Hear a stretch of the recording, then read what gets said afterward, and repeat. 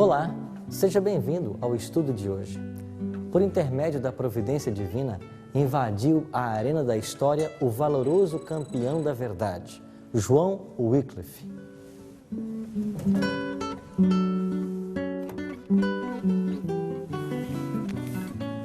Quando uma lamentável ignorância da palavra de Deus se espalhava por toda a terra, quando os cristãos eram dirigidos por decretos e tradições humanas, quando parecia que não sobrara nenhuma centelha de doutrina pura, levantou-se João Wycliffe para exaltar os princípios da palavra de Deus, censurar as tradições da igreja e dar ao povo inglês a Bíblia em sua língua materna.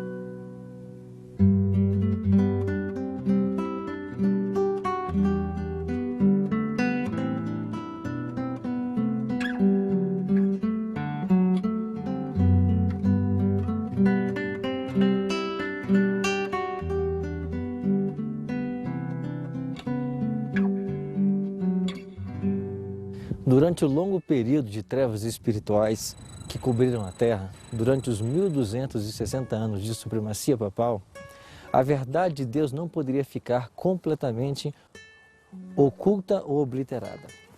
De tempos em tempos, Deus sempre teve homens que mantiveram a Bíblia como única regra de fé e prática, acreditavam em Jesus Cristo como único sacrifício para a sua salvação, e também alguns dentre estes guardavam o Santo Sábado.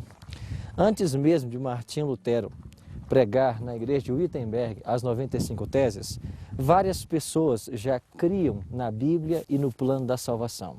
A esses chamávamos de os pré-reformadores. Pastor Tim, como era o mundo em que viviam os pré-reformadores? O mundo daquela época era bem diferente do mundo que nós conhecemos hoje. Não havia democracia. Consequentemente, no aspecto político, havia totalitarianismo, ou seja, uma espécie de dominância imperial. A religião, por sua vez, havia se unido ao Estado. Isso gerou um poder opressor e perseguidor. Em outras palavras, o cristianismo, quando surgiu, ele era perseguido pelo Império Romano e de religião perseguida passou a se tornar uma religião perseguidora. Além disso, você vai ver que muitas práticas do paganismo se infiltraram no cristianismo. Entre elas, você vai encontrar a observância do domingo em lugar do sábado bíblico, também a crença na imortalidade natural da alma em lugar da imortalidade condicional. Você tem também a questão das indulgências que começaram a surgir e várias outras abominações, assim dizendo. A Bíblia diz que o único mediador entre nós e Deus é Jesus Cristo. Mas apareceram muitos santos, colocando-se em lugar. Além disso, a igreja mantinha os sacramentos como detentora exclusiva.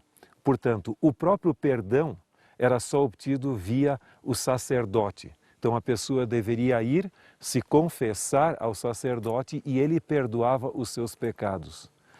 Portanto, o catolicismo em si, ou seja, a igreja medieval, ela era intolerante e se considerava a única detentora da salvação de Deus aos seres humanos. Pastor Tim, o que motivou os pré-reformadores a se apegarem à Bíblia? Em primeiro lugar, eles perceberam que havia um grande contraste entre o cristianismo bíblico ensinado por Cristo e os apóstolos e o cristianismo medieval no qual eles viviam. Eles perceberam que vários dos ensinamentos bíblicos haviam sido obliterados e ofuscados mais ou menos como essas nuvens ofuscam esse belo vale nevado aqui. E então eles chegaram à conclusão de que o poder romano era intolerante e ele não era condizente realmente com a forma como Jesus tratava as pessoas naquela época. E pela leitura da Bíblia, pelo estudo da Bíblia e pela divulgação da Bíblia, eles começaram um grande movimento que foi suprimido, logicamente, naquela época, mas que finalmente haveria de irromper na grande reforma protestante do século XVI. Por exemplo, os pré-reformadores, eles romperam com a autoridade da Igreja Católica e criam que a única autoridade que eles deveriam se submeter era a autoridade de Cristo e de sua palavra. Um outro ponto, o sacrifício da missa, ou a Eucaristia, também foi abdicado por eles. E vários outros ensinamentos bíblicos, a mediação exclusiva de Cristo em favor dos pecadores para perdão dos seus pecados, também foi enfatizado por eles. E outros ensinamentos mais.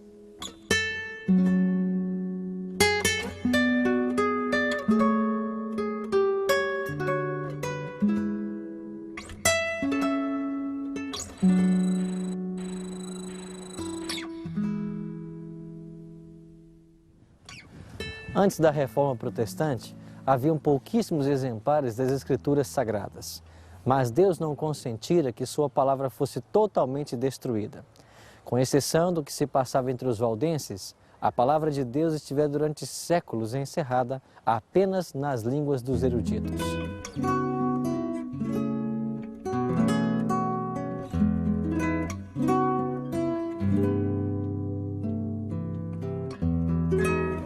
Chegara, porém, o tempo em que a Bíblia deveria ser traduzida e entregue para o povo na sua própria língua. Para esta obra, Deus escolheu um homem no século XIV, que viria a ser chamado a Estrela da Manhã da Reforma. Seu nome, John Wycliffe.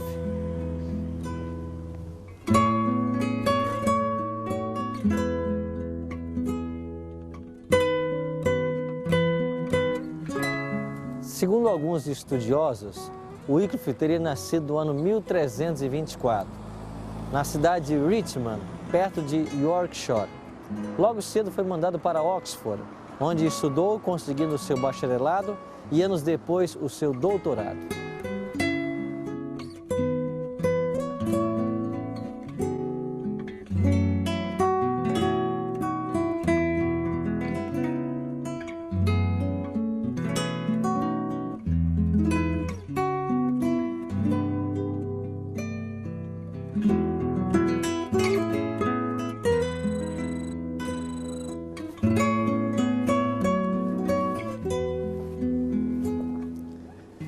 Essa faculdade havia sido fundada em 1264 e os pais de Wycliffe o enviaram para aqui.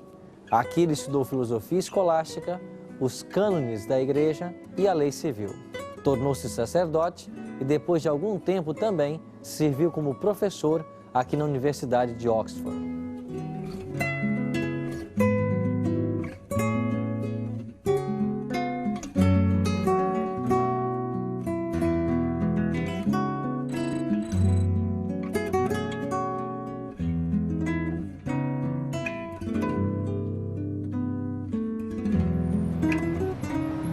Wycliffe teve grande interesse no estudo das Escrituras. Naqueles tempos primitivos, a Bíblia existia apenas nas línguas antigas. Assim, Deus estava preparando o caminho para o futuro trabalho de Wycliffe como reformador e tradutor.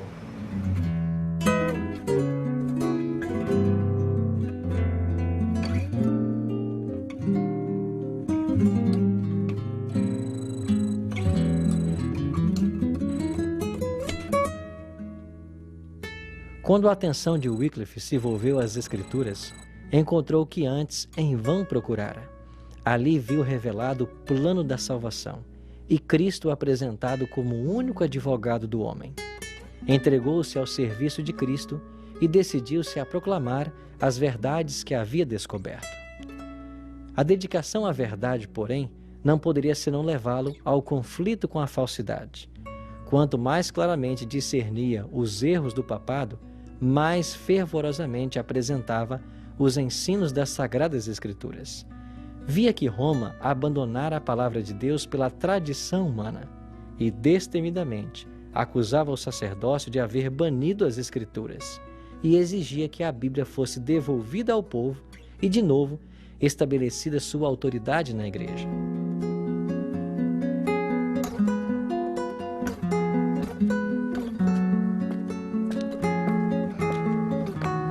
Apesar de sua crescente popularidade, a Igreja Romana apressou-se em censurar Wycliffe e em 19 de fevereiro de 1377, ele é intimado a comparecer perante o bispo de Londres para explanar seus ensinamentos.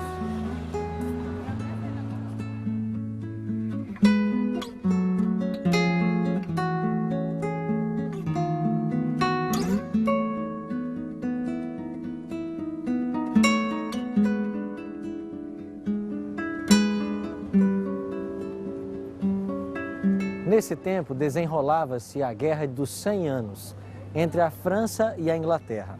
Na Inglaterra daquele tempo, tudo que fosse identificado como francês era tido como inimigo. E nessa visão incluía a Igreja de Roma, pois o papado havia mudado sua sede de Roma para Avignon.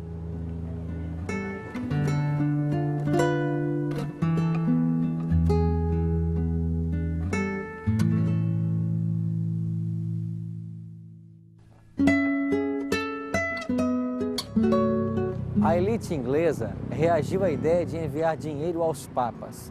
Esta era uma atitude vista como ajuda e sustento ao próprio inimigo.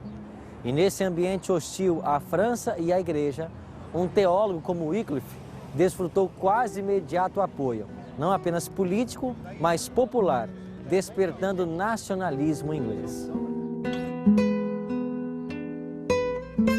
Ao mesmo tempo em que defendia que a Igreja deveria retornar à primitiva pobreza dos tempos apostólicos, Wycliffe também entendia que o poder da Igreja devia ser limitado às questões espirituais, sendo o poder temporal exercido pelo Estado, representado pelo rei. Na questão relacionada ao cisma da Igreja, com 3 papas reivindicando a liderança, Wycliffe defendia que o cristão não precisa de Roma ou Avignon, pois Deus está em toda parte. Em sua opinião, a Igreja poderia continuar a existir mesmo sem a existência de um líder visível.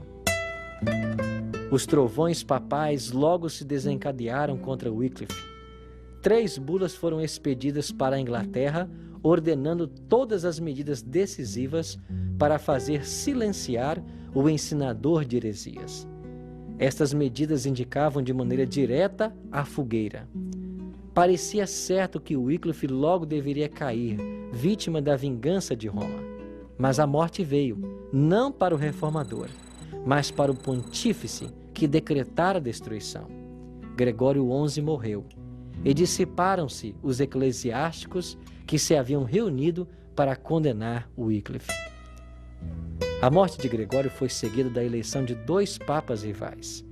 2 poderes em conflito, cada um se dizendo infalível, exigiam agora obediência. Anátemas e recriminações voavam de um papa ao outro. Nesse interim, o reformador, no silencioso retiro de sua paróquia de Lutterworth, estava trabalhando diligentemente para, dos papas em guerra, dirigir os homens a Jesus, o príncipe da paz. O Wycliffe defendia que a Bíblia deveria ser a base de toda a doutrina e a única norma de fé cristã. Acreditava que a Bíblia deveria ser um bem comum de todos os cristãos e precisaria estar disponível para uso cotidiano na língua nativa das populações. Partes da Bíblia já haviam sido traduzidas para o inglês, mas não havia uma tradução completa. O Wycliffe então atribuiu a si mesmo essa tarefa. Embora não se possa definir exatamente a sua parte na tradução, que foi baseada na Vulgata, não há dúvidas que, graças à sua iniciativa, nós temos a tradução do Novo Testamento para o inglês. A Bíblia de Wycliffe, como passou a ser conhecida, foi amplamente distribuída por toda a Inglaterra. Nesse tempo se ouvia dos críticos: a joia do clero tornou-se o brinquedo dos leigos.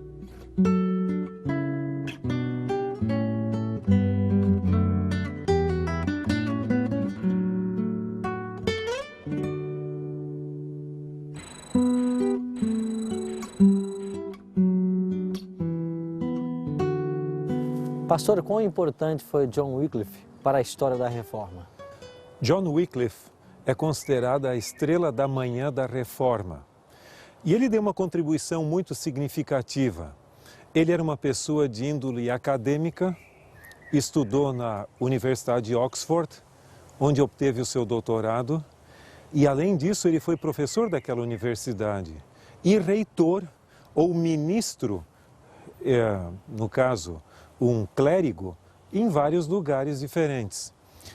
Mas ele escreveu vários livros importantes que romperam com a autoridade católica e papal, principalmente no sentido de a sua autoridade temporal.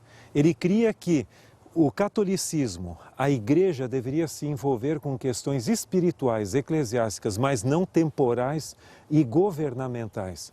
E ele via essas ideias como completamente incompatíveis com os ensinos de Cristo e dos apóstolos.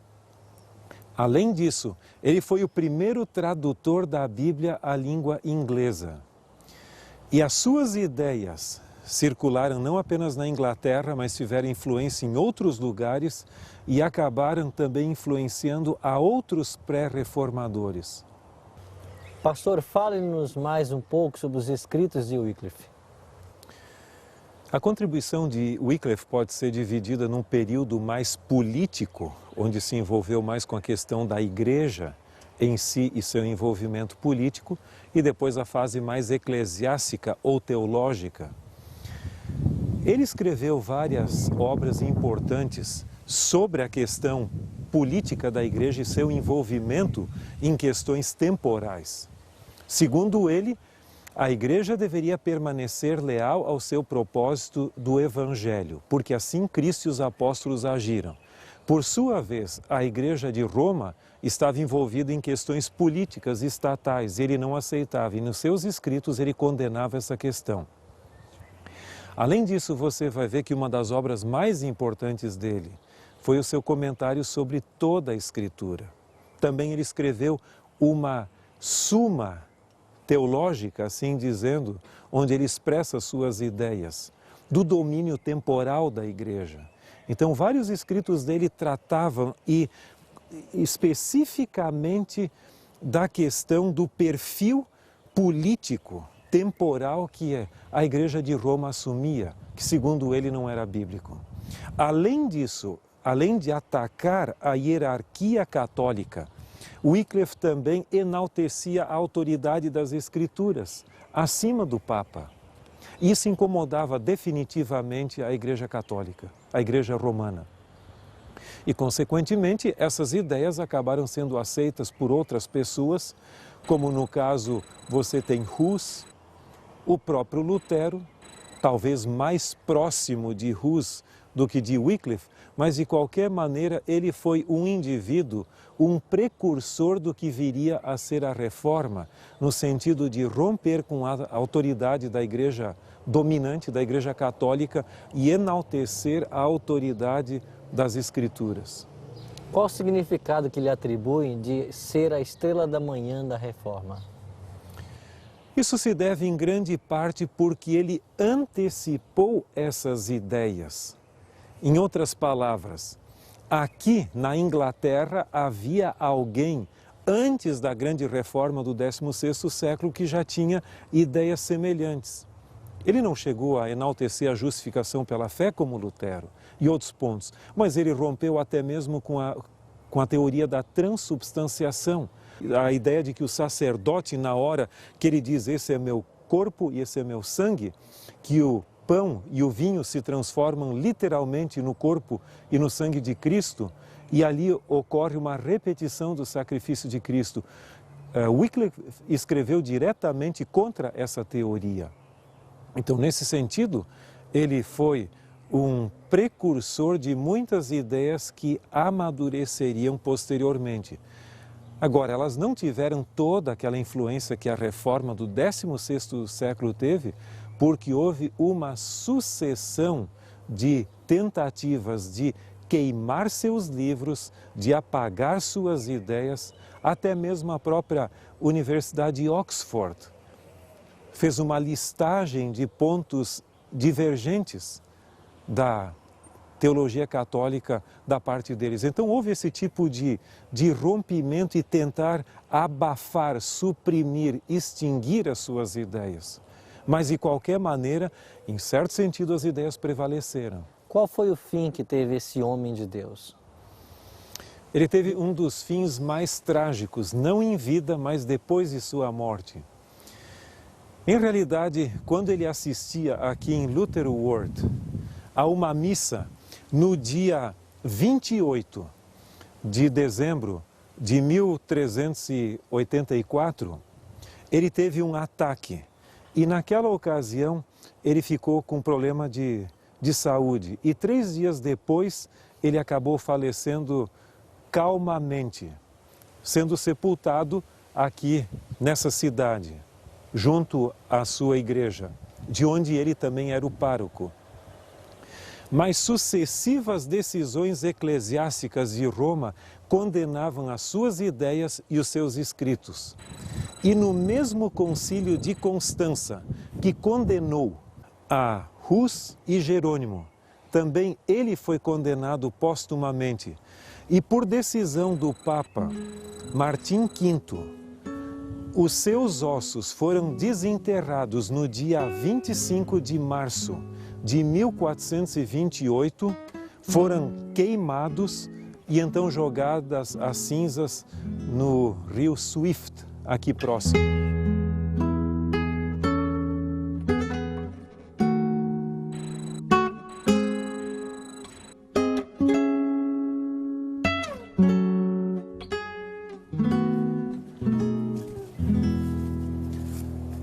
As cinzas de Wycliffe foram então trazidas para esse pequeno córrego chamado Swift. E como disse alguém, desse córrego foram para o rio Avon, depois para o Severn, para os mares estreitos e finalmente para o oceano.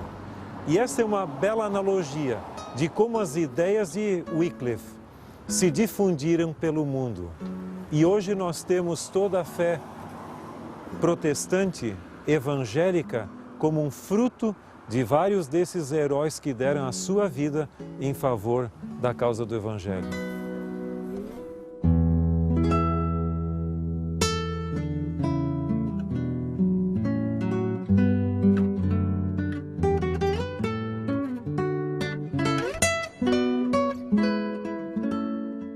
Pastor Tim, que características dos pré-reformadores nós deveríamos imitar hoje em nossa vida? Eu creio que existem pelo menos 2 características que são fundamentais para nós hoje. Em primeiro lugar, a lealdade incondicional a Cristo e a sua palavra.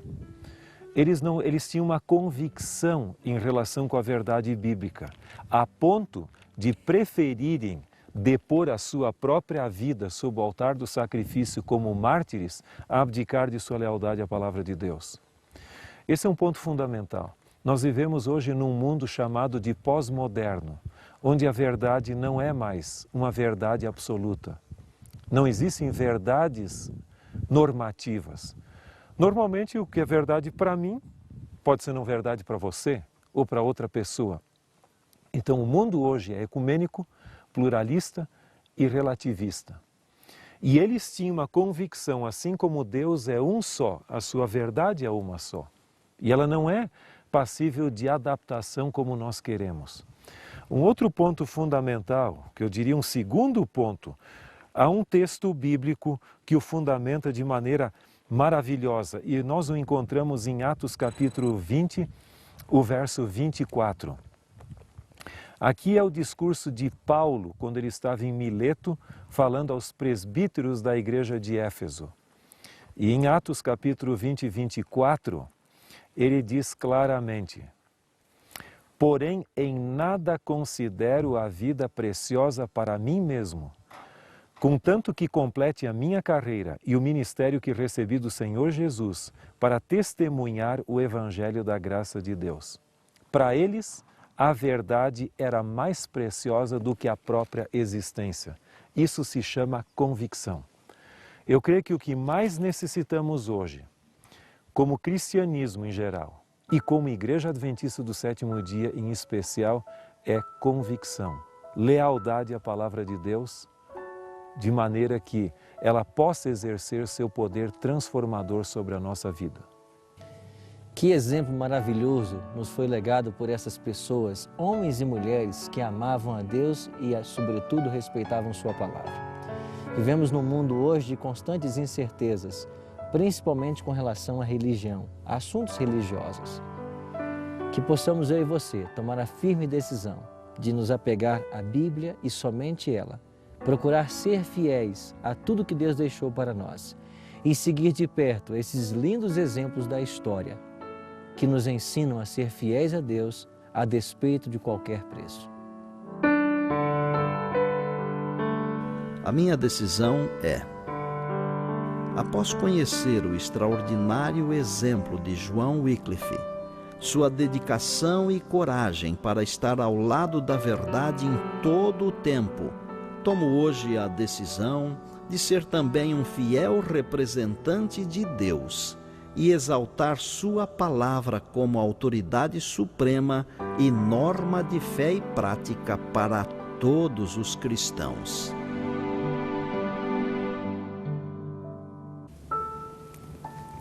Se esta é a sua decisão, ore comigo agora. Bondoso Deus e Pai, obrigado pelo exemplo de homens e mulheres que foram fiéis à Tua palavra. Obrigado por termos a Bíblia conosco hoje. Que ela possa ser para nós um guia em meio às trevas que cobrem esse mundo.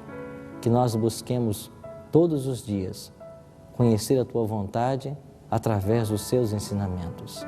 Abençoa-nos e ajuda-nos nesse propósito. Te oramos em nome de Jesus. Amém. A influência dos escritos de Wycliffe se espalharam e alcançaram a Boêmia, hoje República Tcheca. Lá, João Hus e Jerônimo de Praga se colocaram ao lado da verdade com a mesma firmeza demonstrada pelo reformador Wycliffe. Após a morte de Wycliffe, o Concílio de Constança expediu um documento decretando-o como herege, recomendando que todos os seus livros fossem queimados e ordenando que os seus restos mortais fossem exumados e queimados, o que foi cumprido 12 anos mais tarde pelo Papa Martinho V. Esse mesmo concílio levaria à fogueira dois heróis da Idade Média, John Hus e Jerônimo de Praga. Conheceremos melhor essa história no nosso próximo encontro. Até lá!